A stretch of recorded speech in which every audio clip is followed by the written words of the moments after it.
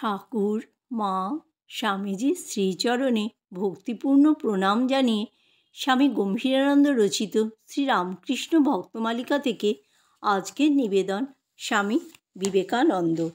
1893 খ্রিস্টাব্দের 11ই সেপ্টেম্বর যথাকালে সাড়ম্বরে মহাসভার উদ্বোধন হইলে সমাগত প্রতিনিধিগণ পর্যায়ক্রমে সভাপতি কর্তৃক আহুত হইয়া আপন আপন বক্তব্য বলিতে লাগিলেন।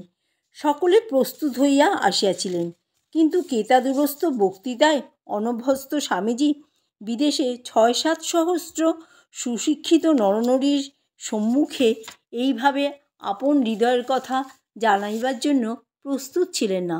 অতএব সভাপতি কর্তৃক আমন্ত্রিত হইয়াও বারংবার এখন নহে বলিয়া বিলম্ব করিতে লাগিলেন। অবশেষে সভাপতি আর তাহার মতামতের অপেক্ষা না করিয়াই ঘোষণা করিলেন পরবর্তী বক্তা স্বামী বিবেকানন্দ। অমনি নিরুপায় স্বামীজি শ্রীরামকৃষ্ণচরণ স্মরণপূর্বক যন্ত্র পরিচালিতবৎ দণ্ডায়মান হইয়া সভাকে সম্বোধন করিয়া বলিলেন, আমেরিকাবাসী ভগিনী ও ভাতৃবৃন্দ, সে আহ্বানে মন্ত্রের ন্যায় কার্য হইল। সাধারণ নিয়মানুরূপ ভব্যতার পরিবর্তে স্বামীজি সামান্য কয়টি শব্দে সমস্ত মহাসভায় যে অন্তরের বাণী প্রকটিত করিলেন, তৎশ্রবণে আমেরিকাবাসী উৎফুল্ল হইল।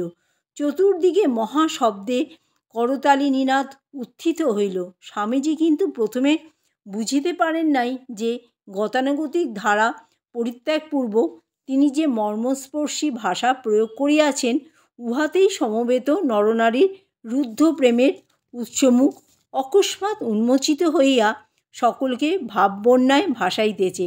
অতএব কিংকর্তব্য বিমূঢ় স্বামীজি মত্ত জনতার সম্মুখে কিঞ্চিৎকাল মৌন বিস্ময়ে দণ্ডায়মান রহিলেন। অবশেষে প্রায় 5 মিনিট পরে সভা নিস্তব্ধ হইলে গেরুয়া গাত্রবরণ ও উষ্ণীষ পরিহিত ভারতের সন্ন্যাসী বীরদর্পে বক্ষে হস্তদ্বয় নিবদ্ধ করিয়া এবং পদ্মাপলস লোচনদ্বয়ে জ্যোতি বিচ্ছুরিত করিয়া পুনর্বার গম্ভীর স্বরে আবেগ ভরে ভারতের শাশ্বত প্রেমের বাণী শুনাইয়া আসন গ্রহণ করিলেন। সেই দিন হইতে সকলে জানিল স্বামীজি মহাসভার বিশ্ববিজয়ী বীর, আর তাহার নামে অপূর্ব জাদু। ইহার পর কোনোদিন সভায় শ্রোতৃবৃন্দকে ধরিয়া রাখিতে হইলে সভাপতিকে ঘোষণা করিতে হইত, ওই দিন সর্বশেষ বক্তা স্বামী বিবেকানন্দ। সেই দিন হইতে চিকাগো মহানগর স্বামীজির পদতলে লুটাইয়া পড়িল। আমেরিকার সমস্ত শহর সেই দিন হইতে হিন্দু সন্ন্যাসীর প্রশংসায় শতমুখ হইয়া উঠিল এবং চিকাগোর সর্বত্র বীর সন্ন্যাসীর ত্রিবর্ণ প্রতিচ্ছবি দর্শকের বিস্ময় আকর্ষণ করিতে লাগিল। চিকাগো মহাসভার বিভিন্ন অধিবেশনে বিবিধ বিষয়ে স্বকীয় ভাষণ শেষ হইয়া গেলে স্বামীজির বিশ্বাস জন্মিল যে তখনই দেশে প্রত্যাবর্তন না করিয়া আরও কিছুকাল আমেরিকায় প্রচার কার্যে রত থাকিলে সুফল ফলিবে। আমেরিকার নরনারীরাও এই বিষয়ে প্রচুর উৎসাহ দেখাইলেন। সুতরাং সর্বত্র বক্তৃতাদি চলিতে লাগিল। কিন্তু সুনাম হইলেই শত্রু বৃদ্ধি হয়। তবে আমেরিকার ধর্মান্ধ ব্যক্তিরা তাহার বিরুদ্ধে দণ্ডায়মান হইবে, ইহা তত আশ্চর্যের বিষয় নহে। স্বামীজি তজ্জন্য প্রস্তুত ছিলেন। কিন্তু মর্মান্তিক বিষয় এই যে, যে সকল স্বদেশবাসী তখন আমেরিকায় ছিলেন, তাহাদের অনেকেও ঈর্ষাপরায়ণ হইয়া বিবিধ রূপে তাহাকে জনসমাজে হেয় করিতে চাহিলেন। প্রত্যুত্বিধি যাহার সহায়, মানুষ তাহার কি করিবে? ফলত শত্রুঞ্জয় সন্ন্যাসী এই সকল ভ্রুক্ষেপ না করিয়া বীর দর্পে মহাদেশের এক প্রান্ত হইতে অপর প্রান্ত পর্যন্ত হিন্দু ধর্মের দুন্দুভি নিনাদিত করিয়া বিজয় মাল্যে ভূষিত হইতে থাকিলেন। এই বিজয়ের ও এই শত্রুতার ঢেউ অচিরে স্বদেশের কূলেও আসিয়া আঘাত করিল। শ্রীরামকৃষ্ণ একদিন বলিয়াছিলেন, নরেন জগৎ মাতাইবে। মঠের ভাইরা দেখিলেন আজ ইহা সত্যে পরিণত, আর ভারতের দিকে দিকে লক্ষ্য মুখে উচ্চারিত হইল, জয় বিবেকানন্দের জয়। কিন্তু একদিকে স্বধর্মপরায়ণ হিন্দু ভারত যেমন স্বামীজির নামে মাতিয়া উঠিল, অপরদিকে তেমনি আবার বিদেশি ধর্মপ্রচারক ও স্বদেশী স্বার্থান্বেষী এক দেশদর্শীর দল তাহার বিরুদ্ধে দণ্ডায়মান হইলেন। পরন্তু বিদেশের ন্যায় স্বদেশেও সেই ক্ষণিক বিদ্বেষ কিয়ৎকাল গরল উদ্গীরণপূর্বক আপনারই অবমাননা করিয়া অচিরে ক্ষীণপ্রভ হইল। ভারত গগনে স্বামীজির অমল ধবল যশরাশি একমাত্র জ্যোতিষ্করূপে বিদ্যমান থাকিয়া অধিকতর ভাস্বর দেখাইতে লাগিল।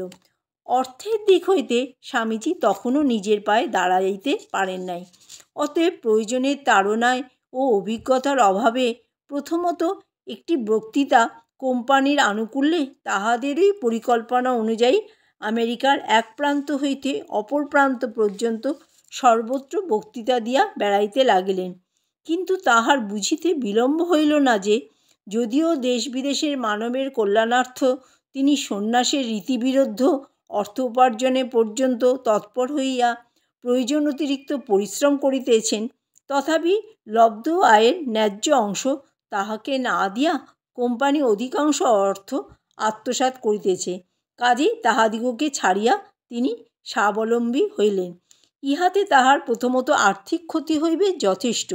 ইহা জানিয়াও তিনি সানন্দে এই স্বাধীন পন্থা বরণপূর্বক এক পত্রে ভারতীয় ভক্তদিগকে কার্যধারা পরিবর্তনের কারণ জানাইলেন। এইরূপে যথেষ্ট অর্থ সমাগম হইতে লাগিল বটে, কিন্তু পরে হঠাৎ মনে উদিত হইল, এ কী করিতেছি? আমি না সম্পূর্ণ কামকাঞ্চন ত্যাগী শ্রীরামকৃষ্ণ পরমহংসদেবের শিষ্য? আমার আধ্যাত্মিক শক্তি যে দিন দিন হ্রাসপ্রাপ্ত হইতেছে। তৎক্ষণাৎ ঐরূপ টাকা লইয়া বক্তৃতা করা ছাড়িয়া দিলাম। ইত্যবকাশে তিনি আমেরিকা ও আমেরিকার সমাজ সম্বন্ধে প্রচুর অভিজ্ঞতা অর্জন করিয়াছিলেন। বক্তৃতার অবসরে তিনি আমেরিকানদের সহিত ব্যক্তিগতভাবে মিশিতেন এবং পুস্তকাগার, মিউজিয়াম, সভা সমিতিতে যোগদানপূর্বক একদিকে যেমন স্বীয় জ্ঞানভাণ্ডার বর্ধিত করিতেন, অপরদিকে তেমনি প্রচারের নব নব ক্ষেত্র রচনা করিতেন। অথচ ভাবিয়া অবাক হইয়াতে হয় যে, এইরূপে সর্বদা কর্মব্যাপৃত থাকিলেও তাহার মন অনুক্ষণ চিরধ্যানমগ্ন হিমালয়েরই মতো আপনাতে ডুবিয়া থাকিত। অনেক সময় ট্রামে চলিতে চলিতে বাহ্যজ্ঞান হারাইয়া তিনি গন্তব্যস্থল অতিক্রম করিয়া যাইতেন।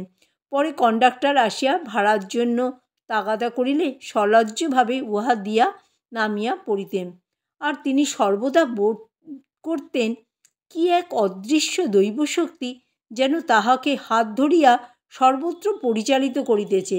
ফলত প্রাচ্যভাবে লালিত পালিত বিবেকানন্দের এই আমেরিকার কার্যকে তপস্যার নামান্তর বলিলেই চলে।